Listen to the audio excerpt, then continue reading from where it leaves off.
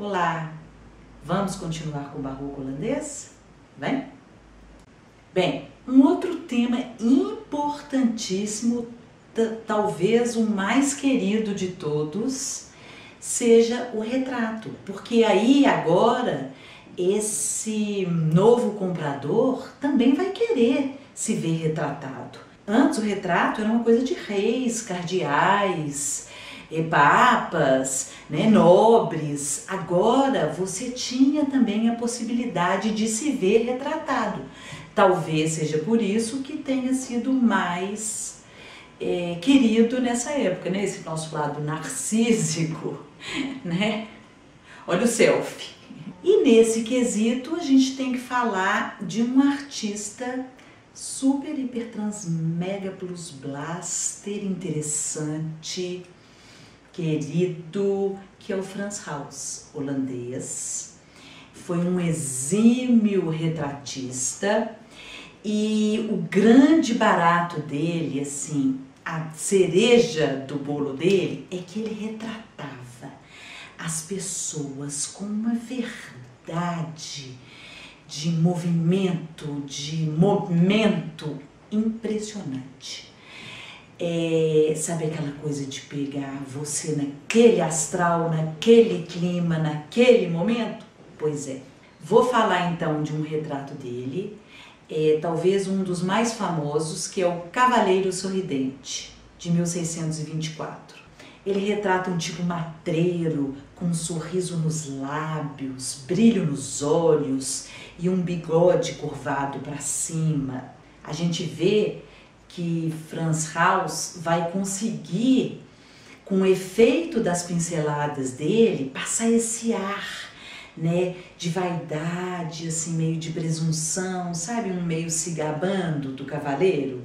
E ele consegue isso com esse efeito, de pinceladas rápidas que ele trabalha.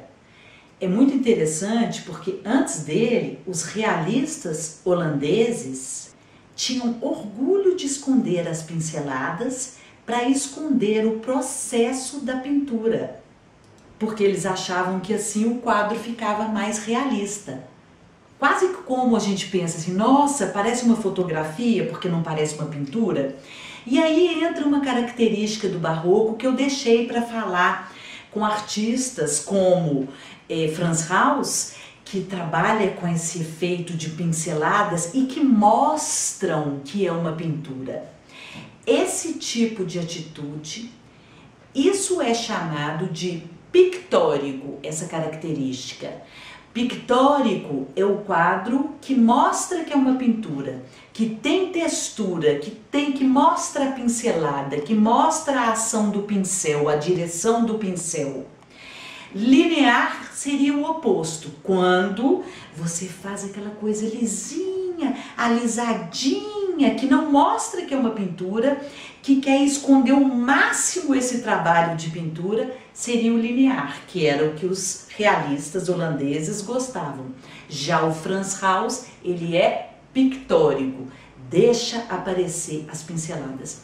É muito interessante porque o pictórico, ele constrói o objeto, ele constrói a imagem através das pinceladas. Ele não desenha com linha de contorno para depois colorir. Um outro exemplo que eu queria falar para vocês do Frans Hals é o Alegre Beberrão, feito entre 1628 e 1630. Gente, olha como é que esse quadro é pictórico.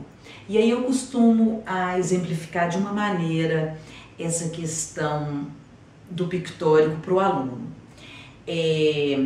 Eu vou dar uma aproximada nesse medalhão do cinturão dele. Olha quando a gente aproxima como é que a forma se perde. Porém, quando a gente se distancia, a gente vê perfeitamente claramente que é um medalhão de metal, provavelmente de ouro. E aí eu costumo exemplificar da seguinte maneira: você vai no museu, às vezes, por exemplo, esse Alegre Beberrão, você vê ele de longe, você fala, nó, que perfeição! E ele tem essa mestria de passar o astral, né? Um momento fugaz, né? Quase que um movimento, ele com essa taça, a mão, ele tá rindo, ele tá ali no momento. E aí você vê isso tudo de longe. Quando você chega perto, praticamente essa forma se dilui. E aí você vê as pinceladas. Então, de longe você vê a forma construída, de perto você vê a forma diluída e vê que ela foi construída com pinceladas. E aí vem a grande diferença entre o pictórico, que é a pintura feita por pinceladas, né? Mostra que é uma pintura, mostra a ação, o movimento do pincel, e do linear. O linear é lisinho. Uma pintura linear, quando você vai no museu e vê de longe, tá lá, super realista, beleza. Quando você chega perto dela, você pode colar o nariz nela, vai ser a mesma coisa. Você, na distância ou próximo, você vai ter a forma construída daquela maneira. Já o pictórico não, entendem? Eu deixei para falar isso agora porque para mim esse exemplo do Alegre Beberrão do Franz Hals é de uma mestria nessa questão das pinceladas impressionante. E a grande assinatura do Franz Hals vai ser isso, né? Os golpes de pincel fortes, a maneira de esboço. E com isso ele consegue captar a expressão passageira, o momento fugaz. Outra coisa que eu adoro falar para o aluno é uma comparação engraçada, porque o retrato barroco, né, o retrato, vamos dizer, aspas, renascentista, ele é um retrato parado, quase que frontal. Parece muito com 3x4, né? A Mona Lisa, até que a Mona Lisa, ela saiu do busto e veio pro plano americano, né? De meio corpo. Mas é aquela coisa, quando de perfil, aquela coisa dura. Aqui, aí eu comparo com atualmente o 3x4, que é aquele retrato que você tem, que o homem fala, e você tem que olhar, né? Fica aquela coisa dura. E, portanto, a gente acha que a gente fica horrível no 3x4, por quê? Porque não é a gente, né? Uma coisa dura, sem expressão, todo mundo que eu conheço acha que fica feio no 3x4, inclusive eu, horrorosa. E aí, o retrato barroco, ele é o retrato que pegaria eu aqui dando aula num momento meu, Cristiane por Cristiane, sem estar posando, sem estar dura, com expressão dura. Não, eu aqui falando, gesticulando, do jeito que eu fico, pra lá, pra cá, igual esse Alegre Beberrão, que tá num momento fugaz, né? Num momento, né? É muito diferente você me pegar aqui, posando, de você me pegar dando aula numa dessas cenas minhas que eu gesticulo aqui tanto, né? Entenderam? Uma outra coisa, um outro tipo de retrato super popular, mesmo na Holanda, foi o retrato de grupo, que eram de companhias, de grupos de pessoas, de empresas, que queriam, né, eternizar ali aquele grupo através do retrato. Um ótimo exemplo de retrato de grupo é um retrato do Franz Hals chamado O Banquete dos Oficiais da Guarda Civil de São Jorge, de 1627. Olha que interessante para início de conversa nesse quadro, porque é uma guarda civil, né? Então são soldados. Olha que legal como é que o Franz Hals não os retrata como guerreiros, mas como festeiros num alegre banquete. Outra coisa é que a gente vê que eles estão em poses relaxados ao redor da mesa, agindo naturalmente, né? Cada um com sua fisionomia individualizada, cada um com suas características. Esse retrato é do tipo de retrato de grupo barroco, que, ao contrário do retrato renascentista, clássico, vou dar um exemplo contemporâneo.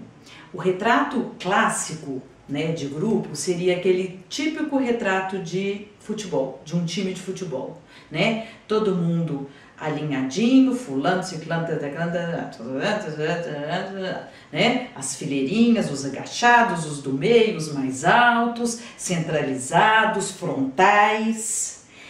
Já o retrato de grupo, vou dar outro exemplo contemporâneo. Eu na minha sala de aula, com os alunos sentados nas carteiras, alinhados, centralizados, em fileiras alinhadas, né? É o retrato clássico de grupo. Porém, vou para o intervalo, na hora que eu volto, que os alunos estão uns em pés, outros sentados, conversando, uns de costas, uns de frente, para lá, para lá. Esse é o retrato de grupo barroco, que é o que o Frans Hals fez nesse retrato que eu estou mostrando para vocês. Fora o detalhe das diagonais, né, que são fortíssimas, e os contrastes de cor. Agora eu vou falar para vocês de um artista importantíssimo também, holandês, que é o nosso querido Rembrandt van Rijn. É conhecido como Rembrandt, e holandês, obviamente, né? E o Rembrandt tem uma história muito louca de vida. Foi um artista que teve muito sucesso em vida, ele foi um excelente retratista querido, com um ateliê cheio de encomendas, porém teve uma vida pessoal dramática. Ele foi casado com a Saskia, por quem ele foi muito apaixonado, e ele teve 4 filhos, dos quais 3 morreram logo que nasceram. O único que vingou foi Titus, porém a Saskia, sua querida esposa, morreu 1 ano depois de dar à luz a Titus. Ou seja, um tanto de morte, um tanto de perda, né? Então isso atrapalhou muito na carreira dele. Momento caras da história da arte. Dizem que ele tinha muitos aprendizes, né? Muitos estudantes, ajudantes, aprendizes. E aí que, num determinado momento da carreira dele, esses aprendizes passaram a rasteira nele. Por quê? Ele teve um momento de queda, né, meio deprê, né, com essa realidade pessoal difícil, e que os próprios aprendizes começaram a passar por cima, fazendo retratos, pegando os clientes dele, talvez cobrando mais barato, sei lá, e que roubaram os clientes dele. E ele também já não estava num astral muito bom, né? E ele morreu pobre. Pobre porque ele chegou numa fase, gente, que ele ficou rico, de comprar um apartamento, assim, num bairro nobre de Amsterdã, né, bem de vida. E aí a Saskia morreu, os filhos morreram, ele teve essa confusão toda. E o final da vida dele foi muito triste, porque ele ficou cheio de dívidas, pouco trabalho. Dizem que ele ficou tão cheio de dívidas que ele quase vendeu o túmulo da Saskia. Presta atenção, que situação triste, né? Pois é. Bem, do Rembrandt a gente vai falar de um quadro super importante, seria assim a Mona Lisa do Rembrandt, que é o quadro apelidado de A Ronda Noturna. Eu tô falando apelidado porque o nome real desse quadro é A Companhia de Milícia do Capitão Franz Banningkock, pintado entre 1639 e 1642. Esse quadro mede 3,63 por 4,37 metros, ou seja, é enorme. Ele está no museu em Amsterdã, Rijksmuseum. Gostaram da pronúncia em holandês? Ó que poder! Outra curiosidade desse quadro é que ele foi apelidado de A Ronda Noturna porque ele retrata, é um retrato de grupo que retrata a companhia de milícia do capitão Franz Banningkock. Era uma companhia que, na verdade, saía para vigiar a cidade, proteger a cidade contra o ataque dos espanhóis, né? Pela aparência do quadro, as pessoas julgavam então que essa ronda, né, que eles saíam para vigiar, para fazer a ronda, seria uma ronda noturna porque o quadro era muito escuro. E aí, depois de anos e anos de sujeira, de camadas e camadas de verniz, quando eles limparam o quadro, eles viram que não era noturno nada não, era de dia. Mas um ícone da história da arte, anos falando a ronda noturna, eu acho que eles acharam por bem deixar assim mesmo, né? Ninguém ia conseguir falar a ronda diurna. Brincadeiras à parte, a gente vê um excelente exemplo do que eu estava explicando dos retratos de grupo. Em vez de uma companhia toda formal de soldados, mosqueteiros, muito distintos, dignos, Rembrandt nos mostra uma profusão barroca de gestos e expressões. Como eu falei para vocês, eles estão no momento saindo, andando, gesticulando, né? E não estão posando. Num primeiro plano, a gente vê o capitão e o tenente que estão prestes a dar um passo para entrar no espaço do observador, né? Eles estão quase saindo da tela. Os contrastes de luz e sombra, claro e escuro, são violentos e nos obrigam a ter um olhar de zigue-zague pela tela. As linhas diagonais cruzadas das lanças, mosquetes, tambores, da bandeira, fazem a cena parecer caótica.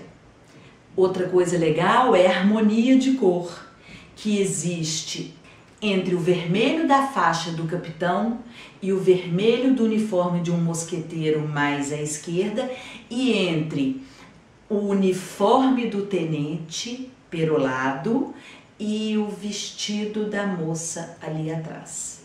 Dizem, outro momento, caras, da história da arte.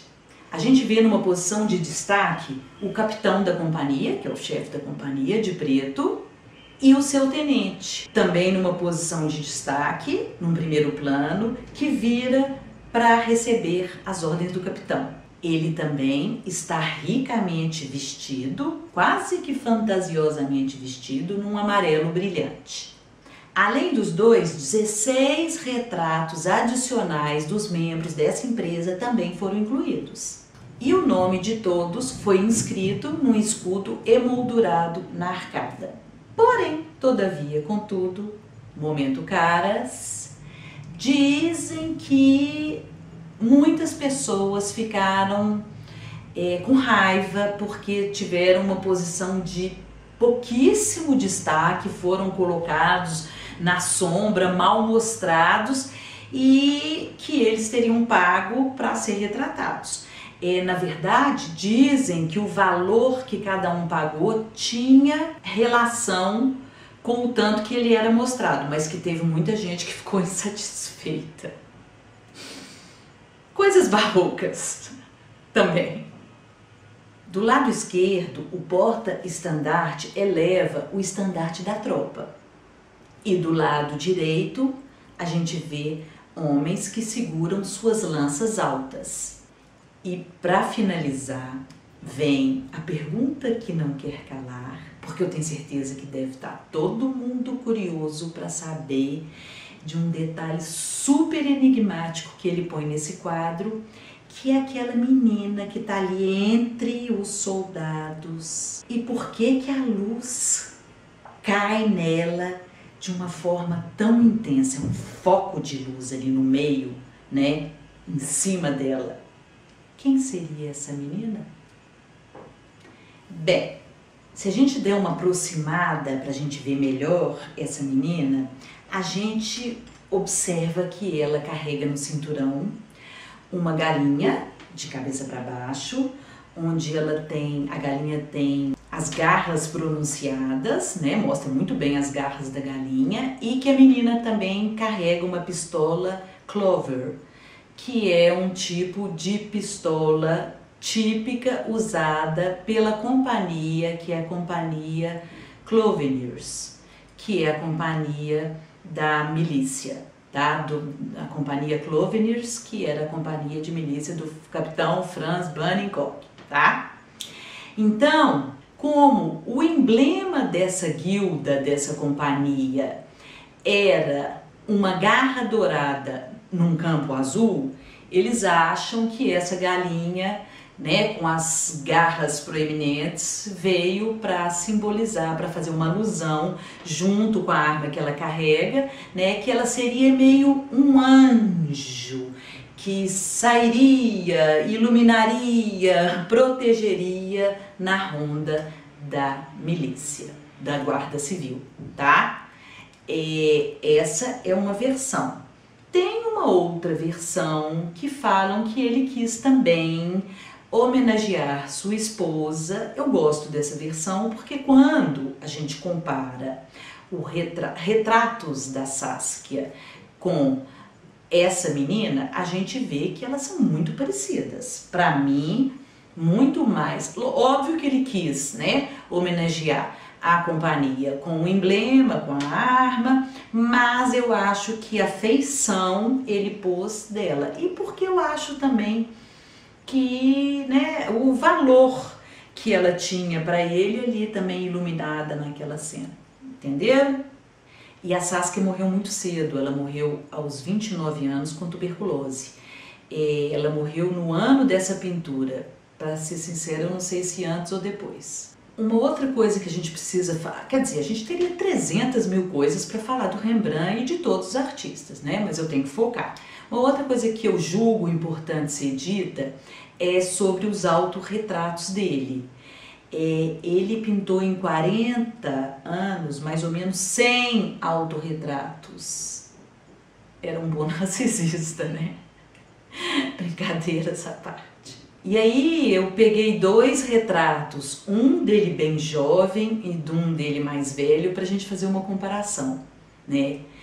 Então, a gente vê um dos retratos dele com 23 anos, que tem uma iluminação caravadesca, porque tem um lado do rosto imerso na sombra, e é um jovem aqui de olhos brilhantes, e aqui nesse primeiro com as pinceladas mais finas. E aí a gente compara com outro retrato dele, né, já mais velho, com 54 anos. Nesse retrato a gente percebe que as pinceladas são mais espessas e que, apesar de idoso, ele está ali impassível contemplando sua decadência física. E nesse último a gente vê que o foco está muito mais para o interior do homem. No que ele está jovem, com 23 anos, tem também uma atenção aos traços do caráter, mas tem uma atenção aos detalhes, que a gente vê no próprio traje, como que ele descreve o próprio traje dele, né? Na gola, dessa parte de metal. Rembrandt é sensacional. Então, gente, por hoje vamos parar por aqui. A gente continua na próxima aula, animadíssimos. Conto com vocês e, por favor, não esqueçam de me curtir e de continuar divulgando o canal. Eu preciso de vocês. Muito obrigada. Beijo. Tchau.